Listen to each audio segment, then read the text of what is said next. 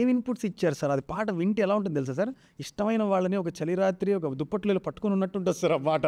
ఆ పిక్చరైజేషన్ కూడా మీరు అలాగే చేశారు. అసలు మేల్ వర్షనే ఉండదు. ఓన్లీ అమ్మాయే పాడుతది.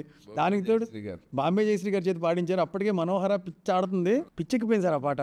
అది ఏం ఇన్పుట్ ఇచ్చారు? అక్కడ సిచ్యువేషన్ ఏమి ఇవ్వలే. ఆ సిచ్యువేషన్ లో డ్యూయట్ కావాలి అంతే. డ్యూయట్ కదా యాక్చువల్లీ డ్యూయట్ కాదు, డ్యూయట్ కాకుండా చేశాను అంతే. యాక్చువల్గా అయితే thank you sir. Okay, duet కావాలి. ఆర్పి గారికి చెబితే వాళ్ళు వేరే సినిమాకి తీసుకుని రిజెక్ట్ అయితే ఉండిపోయిన పాట అలా వచ్చింది దీనిలో. సరదాకి హమ్ చేస్తే ఇది అదిరిపోయింది, కాకపోతే ఈ టోన్ లో మగ్గొంతు బాగోదు, ఓహో మొత్తం ఫీమేల్ వాయిస్ లో పెట్టండి, ఏముంది ఆ అమ్మాయి ఫీలింగ్స్ కింద మార్చేద్దాము, ఆ అమ్మాయి అలాగే అబ్బాయిని ఊహించుకునే పాడుతుంది, అబ్బాయి ప్రెసెన్స్ ఉంది కాబట్టి దీన్ని డ్యూయట్ చేయొద్దని. అప్పుడు మనోహర పాట లాగా దీనికి వాల్యూ ఉంది అని చెప్పాను. అలాగే రూపయ్యారా? ఇష్టమే మన సినిమాలో పట్టము, ఏ సినిమాలో పడినా ఆర్పి గారికి అంతే పేరు, అంతే హిట్ వస్తుంది. సో వాళ్ళు రికార్డ్ చేసినప్పుడు ఆ సినిమా జరగలేదని వాళ్ళు ఓన్లీ పల్లవి చేసి ఆపేశారు.